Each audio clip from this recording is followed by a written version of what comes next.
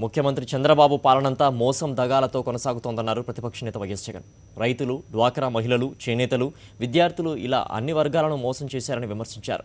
చివరకు అవ్వాతాతలకు పింఛన్లు ఇవ్వడం లేదని ఆగ్రహం వ్యక్తం చేశారు. పింఛన్ల కోసం లోకాయుక్తలో కేసు వేసి పోరాటం చేద్దామని పిలుపునిచ్చారు.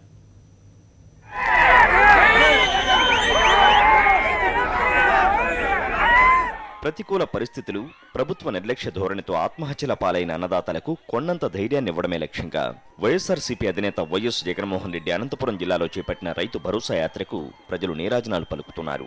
పర్యటనలో భాగంగా చిగిచెర్లలో రైతు సత్యనారాయణ గౌడ్ కుటుంబాన్ని వైఎస్ జగన్ పరామర్శించారు. కుటుంబ సభ్యుల బాగోగుల గురించి అడిగి తెలుసుకున్నారు.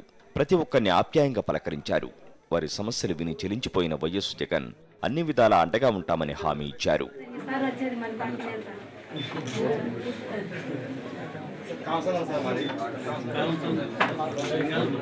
అనంతరం వైఎస్ జగన్ కందుకూరు వెళ్లారు.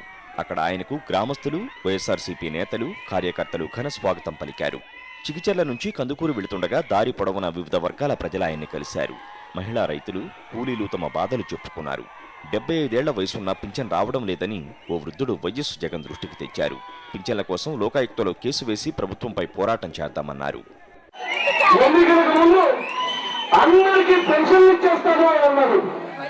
ఎన్నికలు అయిపోయిన తర్వాత ఇవాళ పెన్షన్లు ఎలా కత్తిరించాలి అని దిక్కుమాలని ఆలోచన చేస్తా ఉన్నారు. ఎన్నికలకు ముందు కనీసం రేషన్ అన్న కరెక్ట్ గా టయానికి వచ్చేది, కనీసం బియ్యం అన్న కరెక్ట్ గా అందేది. ఇవాళ చూస్తే ఆ బియ్యం కూడా ఎలా కత్తిరించాలి అని దిక్కుమాలని ఆలోచన గారి పాలన గురించి మూడే మాటలు చెప్పాలంటే మోసం మోసం మోసం. కందుకూరులో ఆత్మహత్య చేసుకున్న ఉదయ్ కుమార్ కుటుంబాన్ని పరామర్శించారు. కుటుంబ సభ్యుల యోగక్షేమాలు అడిగి తెలుసుకున్నారు. ప్రతి ఒక్కరిని పేరు పేరున పలకరించారు. వారికి ధైర్యం చెప్పిన వైఎస్ జగన్ అండగా ఉంటానని హామీ ఇచ్చారు.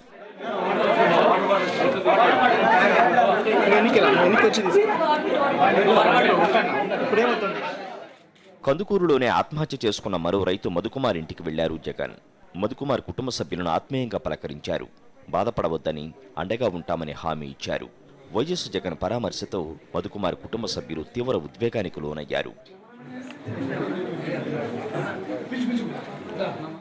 అనంతరం పూలకుంటలో రైతు ఆదినారాయణ రెడ్డి కుటుంబాన్ని పరామర్శించారు. కుటుంబ సభ్యుల బాగోగులు అడిగి తెలుసుకున్నారు.